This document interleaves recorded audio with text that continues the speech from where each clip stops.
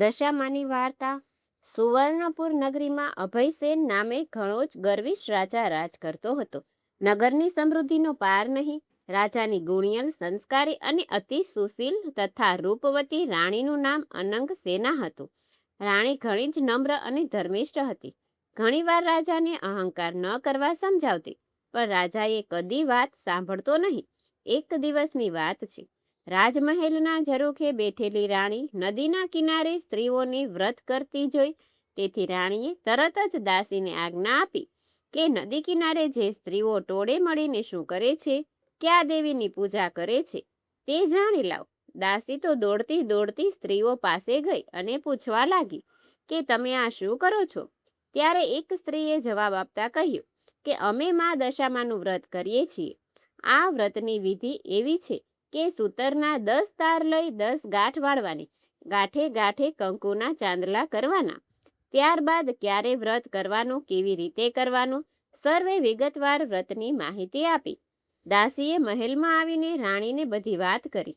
ધાર્મિક સ્વભાવની રાણીને પણ આ વ્રત કરવાની ઈચ્છા થઈ અને મનથી વ્રત કરવાનું નક્કી કર્યું. એણે રાજાને આ વાત જણાવી તો અહંકારી રાજાએ ના પાડી દીધી કે આ વ્રત તો ગરીબ ગુરખા માટે છે.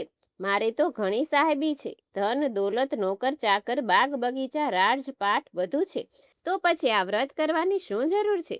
રાજાના આવા અભિમાન ભર્યા વચન સાંભળી રાણીનું તો દિલ દુભાયું.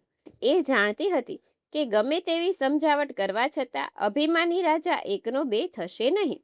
રાજાએ અહંકાર, ગર્વ અને અભિમાનમાં ચકચૂર થઈને દશામાના વ્રતનું અપમાન કર્યું.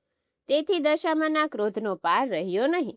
બીજે જ દિવસે પડોશી રાજા લશ્કર સાથે ચડી આવ્યો અને આવા અણધાર્યા હુમલાથી રાજા અભયસિંહ ગભરાયો અને જીવ બચાવવા માટે રાણી અને બંને કુંવરોને લઈ જંગલના રસ્તે ભાગી ગયો. રાણી અનંગસેના મનમાં સમજે છે કે પોતાના પતિએ કરેલ દશામાના વ્રતના અપમાનથી આજે આપણી આ દશા થઈ છે. ઘોર જંગલમાં રાજા રાણી ચાલ્યા જાય. દુઃખ થાકનો પાર નથી. કુંવર તરસ્યા છે અને એટલામાં એક વાવ આવે છે. રાજા પાણી લેવા માટે વાવમાં ઉતર્યો તો દશામાએ અદ્રશ્ય રહીને બંને કુંવરોને ખેંચી લીધા. કુંવરોને અદ્રશ્ય ગયેલા જોઈ રાજા રાણી વિલાપ કરવા લાગ્યા. રાજા પણ મનમાં સમજી ગયો કે નક્કી આ દશામાના કોપ છે. એ રાણીને આશ્વાસન આપતા સમજાવે છે કે જેણે આપ્યા એણે લઈ લીધા છે, હવે એ જ આપણને પાછા આપશે. રુદન કરતી રાણીને સમજાવતો રાજા આગળ ચાલ્યો. હવે થાકના લીધે બંનેથી ચલાતું પણ નથી. રસ્તામાં એક વાડી આવી. રાજાને થયું કે હાશ, 2 ઘડી વિસામો તો મળશે. પણ રાજાએ વાડીમાં જેવો પગ મૂક્યો તો ખીલેલા ફૂલો ગરમાઈ ગયા. વાડીનો માળી પણ વિચાર કરવા લાગ્યો કે નક્કી આ માણસ પાપી પગલાનો છે. તેથી માળી લાકડી લઈને રાજા રાણીને મારવા દોડ્યો. રાજા રાણી ત્યાંથી માંડ બચીને ભાગ્યા અને જીવથી હતાશ થઈ ભિખારી જેવી હાલતમાં બંને એક નગરમાં આવ્યા. એ નગર રાજાની બહેનનું હતું. રાજાને આશા હતી કે બહેન જરૂર આશરો આપશે. એણે પાદરેથી પોતાની બહેનને સંદેશો મોકલ્યો કે તેનો ભાઈ આવ્યો છે. બહેને પોતાના ભાઈને એક ગાગરમાં સુખડી મોકલાવી અને સાથે સોનાની સાંકળી પણ મૂકી. સોનાની ગાગર પિત્તળની બની ગઈ અને સુખડી ઈંટના કટકા બની ગઈ અને સોનાની સાંકળીના બદલે ફૂફાડા મારતો કાળો નાગ નીકળ્યો. રાજા વિચાર કરે છે કે મારી સગી બહેન મને મારી નાખવા આવું ન કરે. નક્કી આ પણ દશામાના કોપને કારણે જ થયું છે. આવો વિચાર કરી રાજાએ ગાગર ત્યાં જ દાટી દીધી અને રાણીને લઈને આગળ ચાલ્યો. ચાલતા ચાલતા એક નદી આવી. નદીના કાંઠે ચીભડાની વાડી છે. રાજા 2 હાથ જોડીને વાડીના માલિકને કરગરવા લાગ્યો કે ભાઈ, 7 દિવસના ભૂખ્યા છીએ, દયા કરીને એક ચીભડું આપો. ખેડૂતે દયા કરીને એક ચીભડું આપ્યું. રાજાએ નક્કી કર્યું કે આગળ જઈને થોડો વિશ્રામ કર્યા પછી ચીભડું ખાશું અને ભૂખ મટાડશું. પૂર્વે બન્યું એવું કે ગામના રાજાનો કુંવર 2 દિવસ પહેલા રિસાઈને ભાગી ગયો હતો અને તેનો એક સિપાહી કુંવરની શોધમાં નીકળ્યો હતો. દશામાના કોપના કારણે રાજાના હાથેમાં જે ચીભડું હતું એ કુંવરનું માથું બની ગયું અને એ માથા પર સિપાહીઓની નજર પડતા રાજાને પકડી લઈ તેને નગરમાં લઈ ગયા. નગરના રાજાને બધી વાત કરી અને રાજાએ પોતાના કુંવરની હત્યા કરવા બદલ અભયસેનને કાળી કોટડીમાં હુકમ કરી બંદીખાનામાં નાખી દીધો. રાજા વગર વાકે કેદ થયો. તેથી રાણી અનંગસેના પર દુઃખનો પહાડ તૂટી પડ્યો. એ રોજ જંગલમાં જતી, લાકડાનો ભારો લઈ આવતી, વેચીને જે પૈસા મળે એમાંથી પેટનો ખાડો પૂરે. આમ દિવસો પસાર થવા લાગ્યા.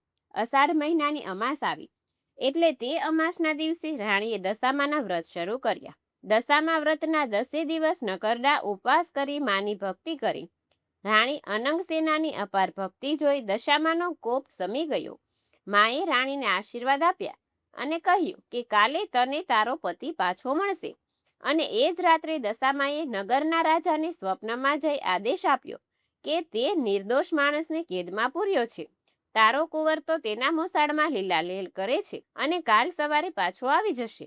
સવાર પડતા જ દશામાની કૃપાથી કુંવર પાછો આવ્યો અને રાજાએ જાતે જઈને અભયસેનને બંદીખાનામાંથી મુક્ત કરી ક્ષમા માંગી. એટલું જ નહીં પણ ખૂબ ધન પણ આપ્યું. રાજા રાણી સુવર્ણપુર આવવા નીકળ્યા. રસ્તામાં બહેનનું નગર આવ્યું. રાજાને પહેલી ગાગર સોનાની બની ગઈ હતી. ગાગરમાં સોનાની સાંકળ અને સુખડી હતી અને એટલામાં બહેન પણ આવી. આગ્રહ કરીને ભાઈ ભાભીને ઘરે લઈ ગઈ. 2 દિવસ રોકાઈને રાજા રાણી આગળ ચાલ્યા. રસ્તામાં ફરી તે વાવ આવી. જોયું તો વાવના કાંઠે દશામાં વૃદ્ધ ડોશીનું રૂપ ધારણ કરીને બેઠા હતા. બંને કુંવરો પણ ત્યાં બેઠા છે અને રાજા રાણી તરત જ માતાજીને ઓળખી ગયા અને લાકડીની જેમ માના પગમાં પડ્યા. દશામાએ તેના અસલ સ્વરૂપમાં આવી દર્શન આપતા કહ્યું કે રાજા, તે અભિમાન આણીને મારા વ્રતનું અપમાન કર્યું. તેથી તારા પર હું કોપાયમાન થઈ હતી, પણ હવે તારો ગર્વ ગળી ગયો છે. વળી તારી રાણીએ ભાવથી મારું વ્રત કર્યું છે, તેથી હું પ્રસન્ન થઈ છું. તારું રાજ તને પાછું મળી જશે. માં કરતો રાજા અભયસેન દશામાના પગમાં આળોટે અને બોલ્યા કે હે મા દયાળી, કળિયુગમાં તમારી કસોટીમાંથી કોઈ પાર ઉતરી શકશે નહીં, માટે આવો કોપ કદી કરશો નહીં. દશામાં મીઠા સ્વરમાં બોલ્યા કે તારી વાત કબૂલ કરું છું. કળિયુગમાં જે કોઈ મારી કથા સાંભળશે કે સંભળાવશે તેની દશા સદાય સારી રહેશે. અને આમ કહી દશામાં અદ્રશ્ય થઈ ગયા. રાજા રાણી બંને કુંવરો સાથે પોતાના રાજ્યમાં આવ્યા અને અભયસેનના સેનાપતિ પડોશી રાજાને હરાવીને રાજ પાછું મેળવ્યું અને રાજા રાણી ફરીથી આનંદપૂર્વક દિવસો પસાર કરવા લાગ્યા. હવે તો રાજા અને રાણી બંને આ દશામાનું વ્રત કરે છે, દશામાની સેવા પૂજા કરે છે. હે દશામાં, તમે જેવા રાજા રાણીને ફળ્યા એવું જ તમારું વ્રત કરનાર, વાર્તા સાંભળનાર, કથા વાંચનાર સાંભળનાર, આ વિડીયો જોનાર સાંભળનાર સર્વે કોઈને ફળજો. જય દશામાં.